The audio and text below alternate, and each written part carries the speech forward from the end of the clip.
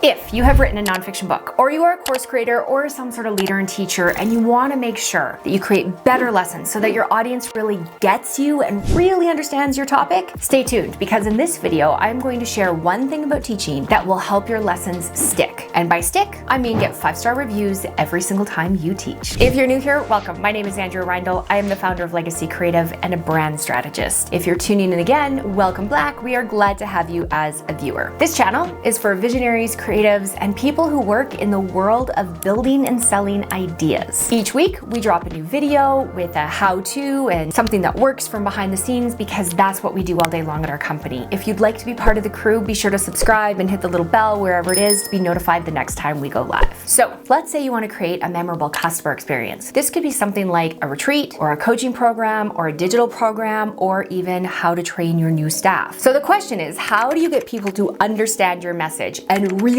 get it so it really sticks? Well, one answer to this is to focus on communicating to the brain as much as possible. What we all have in common is that we all have a brain, and framing our messages to be understood by the brain is all about getting all 4 lobes of the brain lit up and working together at the same time. In order to do that, remember that the working memory is limited, and your job as a facilitator is not to overwhelm the working memory. Working memory, you may remember I've talked about this in another video. If not, we'll link it below. But basically what you need to do is remember that the working memory can only hold 4 items plus or minus 2. That's new research that was found out in the early 2000s by a scientist named Nelson Cohen. And in his paper, references that really the working memory can only hold 4 items plus or minus 2. So often as coaches and leaders and facilitators, we're so excited to explain all the information we know that we forget that our readers, listeners, and viewers or students have this limited working memory, and they can't understand everything we're trying to teach all at once. And here's the other dynamic that's going on. When you're the subject matter expert and you're trying to transfer your information from your brain to your listener's brain, very frequently you have too much information because you're an expert, and it's hard for you to simplify that information and pass it over to your readers, your viewers, your listeners, or your students. All right, since your audience's working memory is limited, a tool that you can use on a regular basis that works every single time is to understand the power of analogies. Here's why analogies are so helpful in your teaching. Most people already have something that is like something else that you understand, and you can use your analogies to transfer information from your subject matter brain to their learner brain, and that analogy will help the information transfer. So let me give you an example. Somebody that I know recently went to the chiropractor, and her hip was bugging her on a regular basis, but she couldn't figure out why her hip was bugging her so much. So she went to the chiropractor. Of course, the chiropractor is the subject matter expert. He knows everything about how the body works and the bones and how they're connected together. Okay, so maybe he doesn't know everything, but he knows a heck of a lot more than the average patient knows about the bones and the structure and the muscular structure and how everything fits together. So the chiropractor can take a look at my friend very easily and say, boom, your hips are out of alignment. And what needs to happen for us to get you out of pain is to put your hips out of alignment. Now, this particular friend of mine said she was doing yoga and stretching and trying to get everything to work. Her hips were still just hurting no matter what she did. What the chiropractor said to her was, well, it's sort of like your bike has a flat tire and you just keep riding on it thinking it's going to get better. What we need to do is fix the tire and then the bike works. In other words, what we need to do is adjust your hips, put them back where they belong, and get everything working well, and your hips will be out of pain. That is an example of an analogy that works. The chiropractor has a ton of subject matter knowledge. My friend knows her hips hurt and that's all that's bugging her. And yeah, she knows something's out of alignment, but she can't really make sense of it. As soon as he simplifies it into an analogy, it starts to make sense to her brain. The reason the chiropractor analogy works so well is that it's easy for everyone to understand. What I just said about a bike having a flat tire and you can't ride on a bike with a flat tire is something that everybody can draw a picture in their mind and understand right away. Like, oh yeah, it doesn't work if a bike has a flat tire and you're trying to ride on it. So here's some examples of great analogies that just draw a point and you can use if you want. A famous one from Forrest Gump is life is like a box of chocolates. You never know what you're going to get. One that we use in our office all the time, or I guess I should say I use all the time when I see somebody overthinking something or overcomplicating it, is that's kind of like pole vaulting over a mouse turd. Usually people get kind of a giggle from it and right away they're like, oh yeah, I'm making something bigger than it needs to be. The better you as a teacher can get at analogies, the better it will be for your learners to understand you. Now, here's a few ninja tricks if you like this and you want to really get good at analogies. Number one, you can use ChatGPT to help you come up with analogies. So if you find one analogy and you like it, you can stick that one into ChatGPT and ask it to give you 5 or 6 other ones. I talked about this in another video. It works amazingly. Another thing about analogies to make you a pro at this is really try to remember the age and the stage of your audience. What are they watching? What are they listening to? What do they know? What do they understand? Like, how old are they? What was popular when they were a teenager? The more you know your target audience as a teacher, the more you're likely to be able to communicate and create an analogy that